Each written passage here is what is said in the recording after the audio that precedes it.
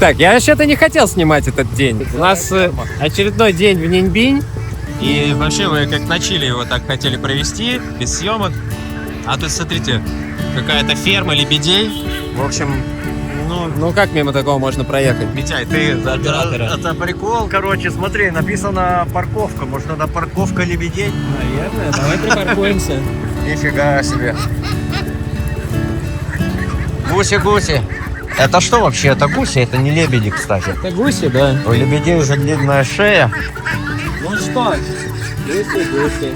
Дайте погладиться кто-нибудь. Мы, в общем, сейчас находимся в каком-то районе. Тут просто куча европейцев гуляют. И очень красиво и живописно. И там какие-то мостики, кафешки. Офигенно, да. Прям на пруду столики, стульчики там. Душевно очень посидеть можно. Он что-то там расстилает, короче, эту постилку. Как бы он сейчас не начал их убивать прям там. Блин, они так делают? Ну, я не знаю, а для чего ты думаешь этих гусей всех? Думаешь, они яйца? Пригнали к берегу? Не знаю, это переучет. В общем, сегодня у нас последний день в Ниньбине, и завтра снова в путь. Пока куда не буду говорить, как обычно. Смотрите, один черный, почему-то вот он здесь, а все белые, видите, с другой стороны. И он как бы к ним не может попасть никуда. Эй, Дональд, дай я тебя потрогаю. В общем, тут пробка из гусей образовалась.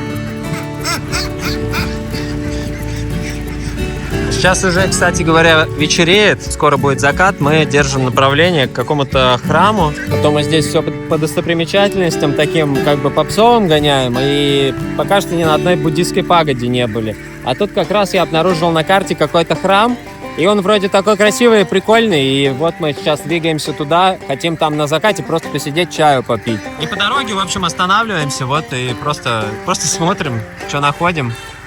Вон там впереди очень облагороженный участок, вот этот придорожный, как парк какой-то. И за ним офигенный вид. Сейчас мы по этой дороге поедем и все это вам тоже покажем. Это, в общем, будет короткий видос, я не знаю, минут на 10, 15, 20. Так что, да. Так, что здесь происходит у вас? Это кормление. Кормление гуся. Еда! Еда для гуся. Смотрите, сколько их много. А, я понял, смотри, он сделал это, чтобы сфоткать девочку, пофоткать. То есть он рассыпал еды, и сейчас эта девочка в белом платье, она вся в гусях, такая красивая, будет фотографироваться. Только я не вижу, где фотограф. Я думаю, что можно туда прыгнуть, разбежаться и просто так... Уи! Не знаешь, прыгаешь, и гуси тебя... Да. Ладно, ребят, всем гуси, мы поехали дальше. Потому что у нас время к закату уже близится. И хочется по этой красивой дороге проехаться солнечной. Ну чё, погнали, все, я готов. Ну что, поехали. Смотрите, какое полотно ровное, просто идеальное. То есть для велопрогулок или для байк-прогулок. Здесь справа вот это озеро, по которому все эти гуси плавают. Походу сейчас их на кормежку там собрали в одном месте. И практически свободная дорога, а вон слева... Кстати, туда и едем, походу дела. Просто как по маслу. Дорога очень ровная. Да. И слева, смотрите, это парковая зона, то есть тротуар есть, велодорожка есть. А эти все равно вон по асфальту едут. Давай, ты сможешь. Беги к своей мечте.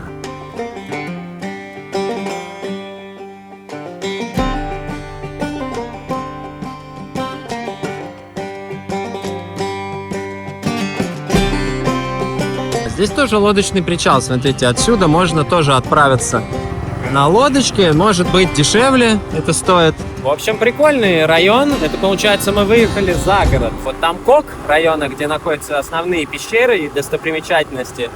И сейчас углубляемся чуть-чуть, как бы более природные места, так их назовем. Примерно по направлению, вот как нас везли на лодке в первом видео. И туристов здесь побольше стало. Я-то думал, куда все туристы, блин, делись?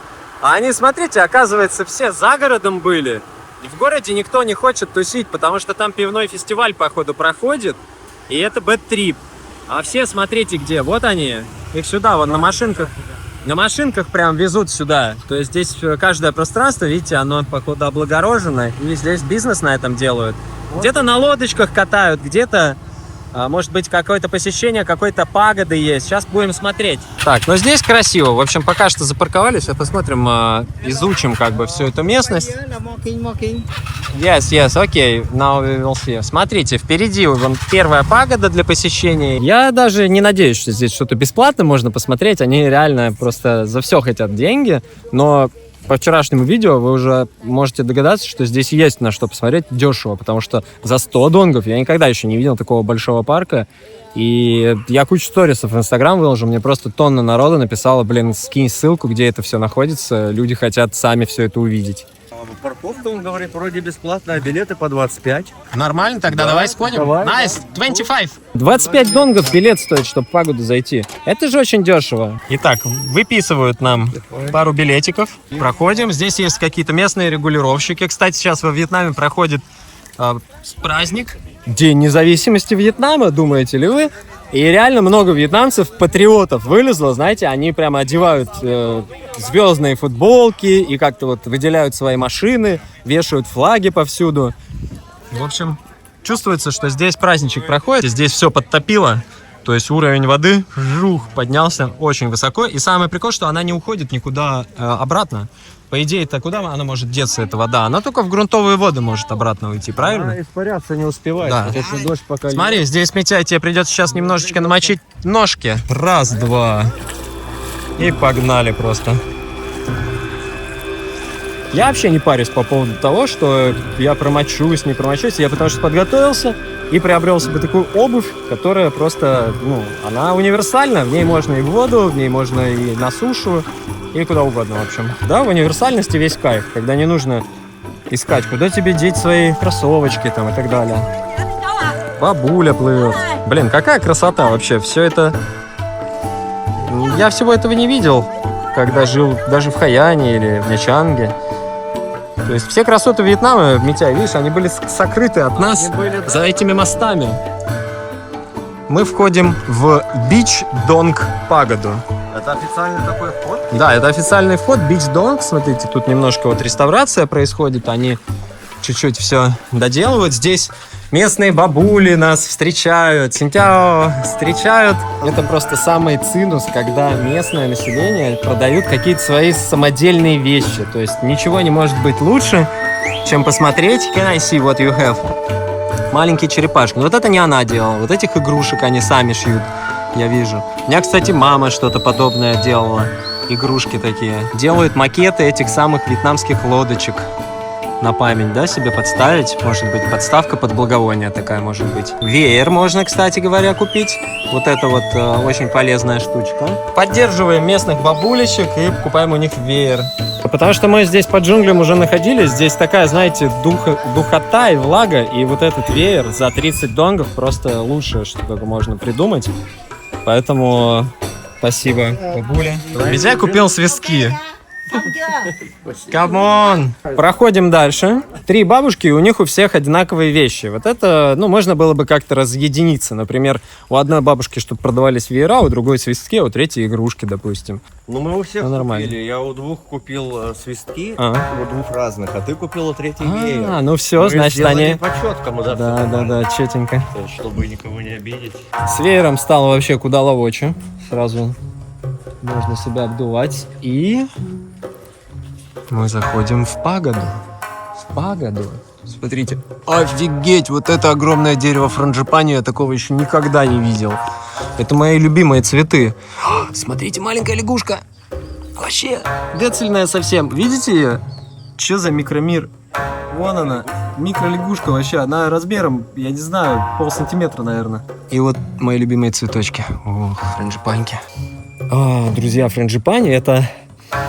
Я не знаю, я надеюсь, что когда-нибудь вот запах можно будет передать через экран, потому что если вы не нюхали вот эти цветы, обязательно сделайте это. Сходите в ботанический сад какой-нибудь, еще куда-то. Это, я не знаю, это просто лучший запах на планете, на мой взгляд. Кайф.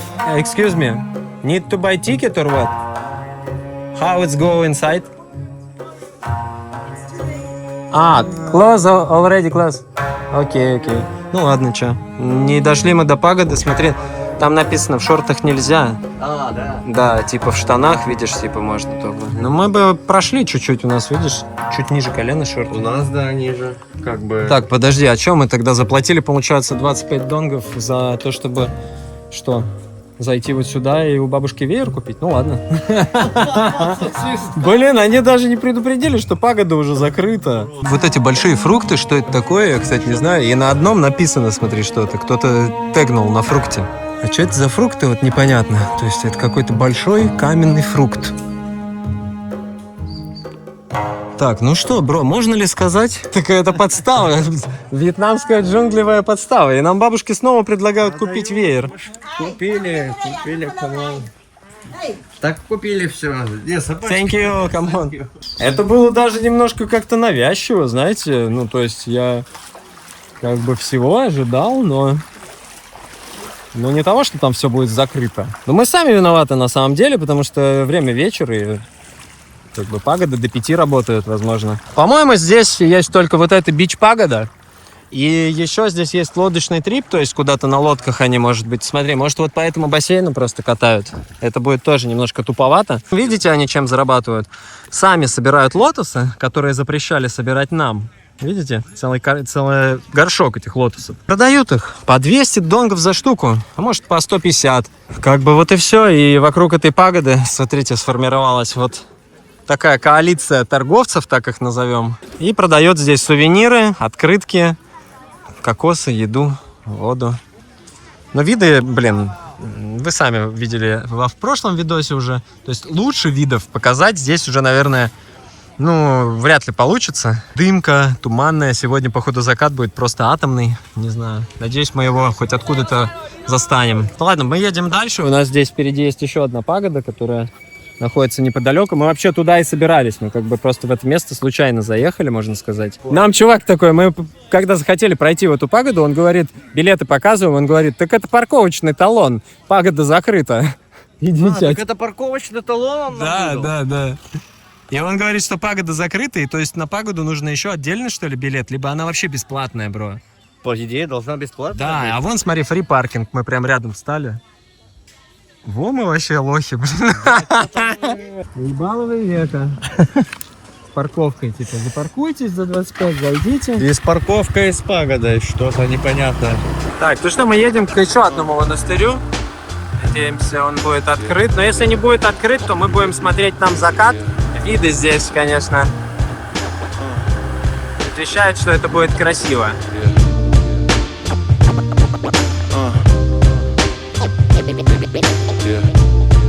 Вот это очень большая такая зона, тоже здесь хомстей, можно здесь найти домик и пожить вот в таком природном заповеднике. Короче, сложно здесь найти, на самом деле, такое хибарку, потому что они здесь вот эти люксы строят как раз с бассейнами, с лямчиков в день, а то и 2, а то и 3, а мы даже видели в центре там за 8,5 было. Да, за 8, за 10 бывало. Как бы да.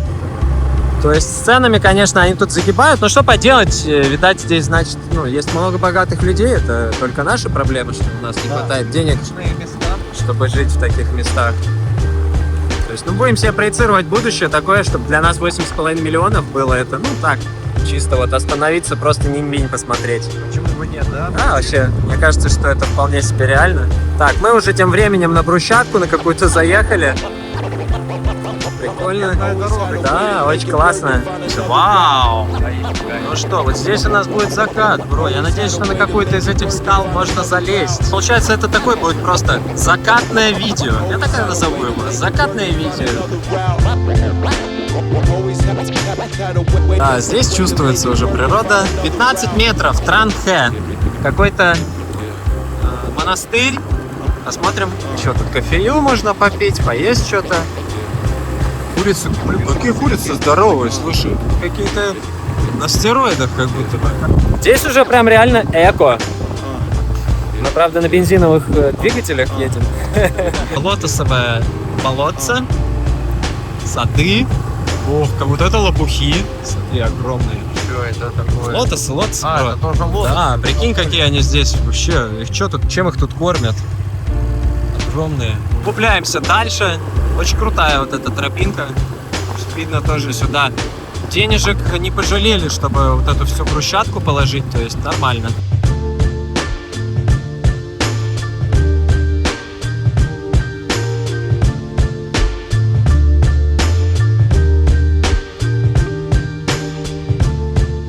Иди сюда.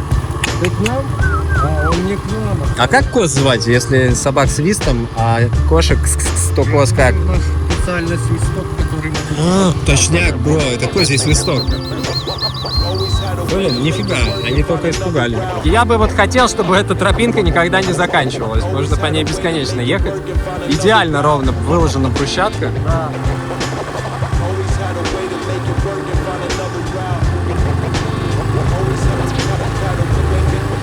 И чё? Получается, что здесь все что, затоплено? Все? Это вот мы к этому домику, что ли, ехали? Мне кажется, вообще запрошено отчасти. Получается, что эта пагода, она реально затоплена.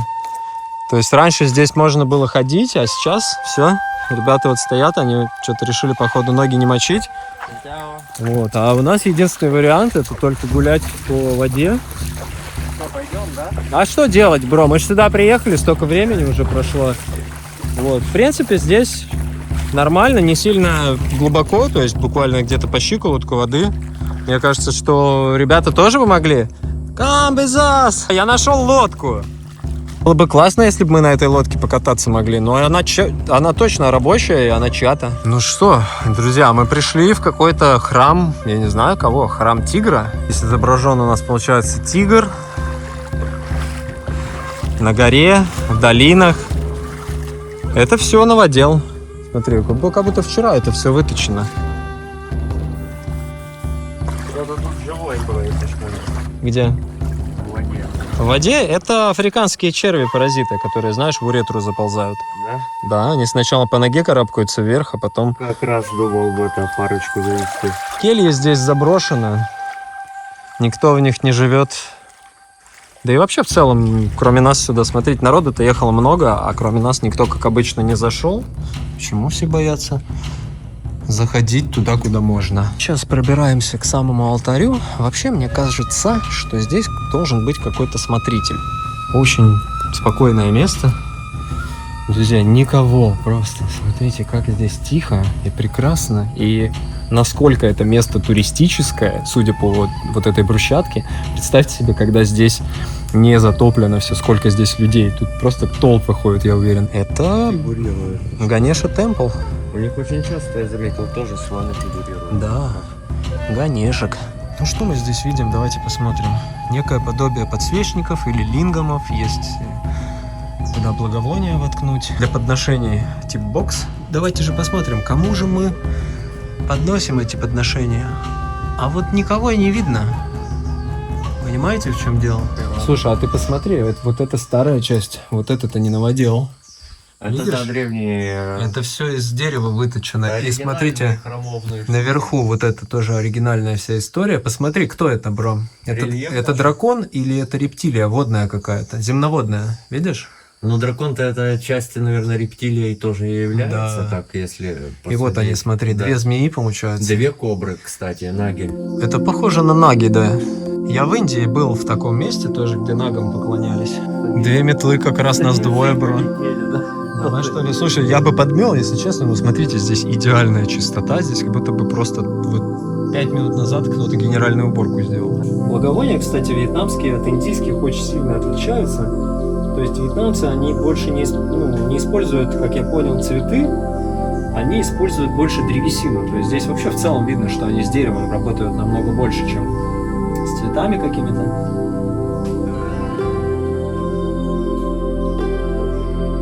Ну что, друзья, это наше финальное место сегодняшнего дня. Я думаю, что это идеальное просто место, идеальное время. И сейчас еще закат мы будем наблюдать из-за гор. Я уверен, это будет очень красиво. Судя по вчерашнему дню, я на самом деле думал, что здесь, из-за такой дымки не будет особо никакого заката видно. А на самом деле это очень красиво. Смотрите, получается, этот храм окружен вокруг вот этими островами. Прекрасно вообще, друзья. Очень радует это место. Смотрите, еще дальше вон туда уходит тропа. Может быть, там дальше какой-то вокруг пагоды есть обход. Сейчас тоже посмотрим. Выйдем еще на берег. Вода такая теплая. Вообще. Смотрите, что за парадайз. Вот эта лодка, она прям манит взять и покататься.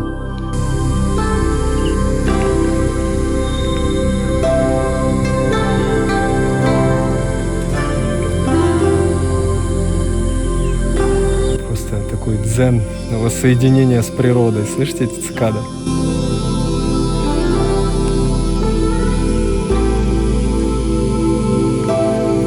Представляете, какая она огромная, что она этот звук издает на всю долину.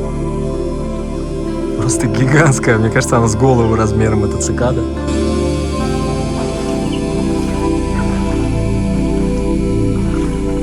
У нас уже практически закат. Смотрите, все начинает желтеть. Сейчас через минут, наверное, 20 будет прям совсем хорошо. И неожиданно. То есть, понимаете, мы едем сюда вместе с людьми, с кучей туристов на байках, и всего лишь по щиколотку воды остановила всех абсолютно. Это удивительно. Ну, то есть, я вот точно могу сказать, что если бы сейчас сюда приехал хотя бы еще один русский человек, он бы сюда пошел. Не знаю, как это объяснить. То есть, может быть, это воспитание как-то, может, еще что-то. Ну, то есть, я считаю, что это есть здоровый интерес, да, ну, то есть, видно, окей, здесь чуть-чуть подтоплено. Почему бы не пройтись и не посмотреть? И мы попадаем вот в такой вот рай. А другие люди останавливаются и думают, блин, там вода, сейчас мочить ноги, поехали обратно, и уезжают. Единственный вопрос, где же смотритель этой пагоды, потому что я вижу, там гамак висит. Явно это тот, кто здесь живет. Ну, либо смотрит, просто присматривает за этим местом. И это, скорее всего, его лодка. Очень хочется взять эту лодку. А еще не хочется, чтобы кто-то сюда еще заходил, кроме нас. Потому что здесь так спокойно, и если сюда сейчас еще парочка каких-то европосов придет, здесь уже будет совершенно другой вайб. Ходим, бродим. Вот здесь, смотрите, уровень воды уже пониже. То есть здесь надо уже по колено спускаться где-то. Засучиваем. Что поделать? О, водичка прохладная уже, кстати. Такое необычное ощущение, на самом деле. Когда мир затапливает. То есть, представьте, здесь жили люди. И всего лишь пошел дождь. И все. И теперь здесь никто не живет. Всего лишь из-за воды.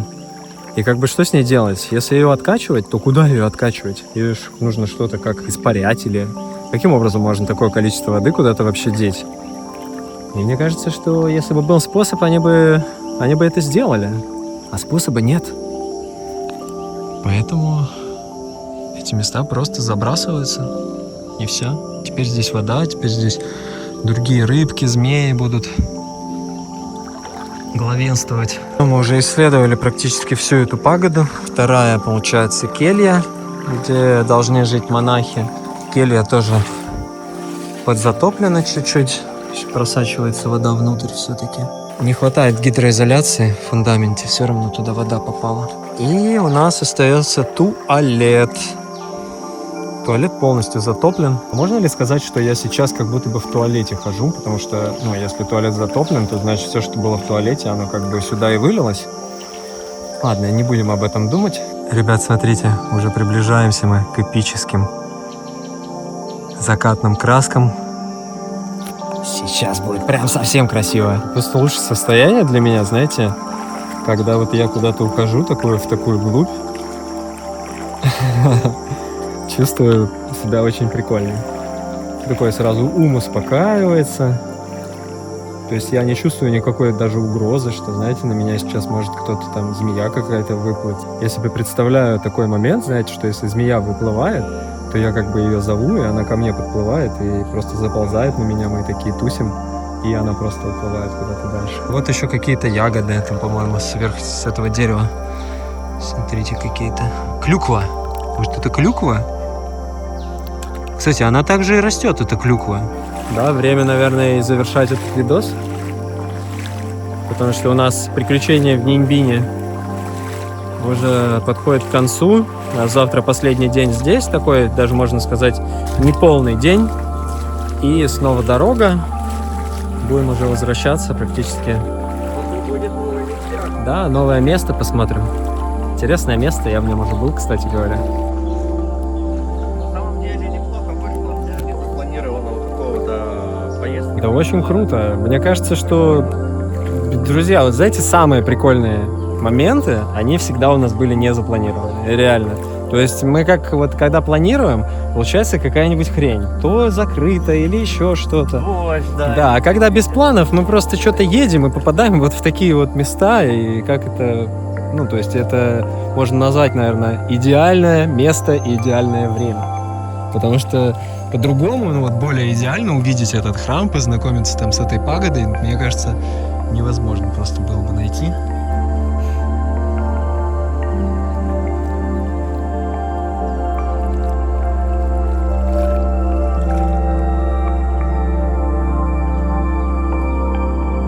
Закат где-то случился уже. Ребята, начинается у нас самое красивое время.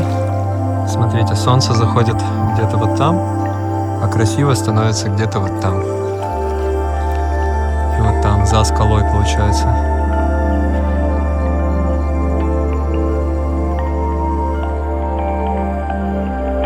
Друзья, что? Это конец? Это конец?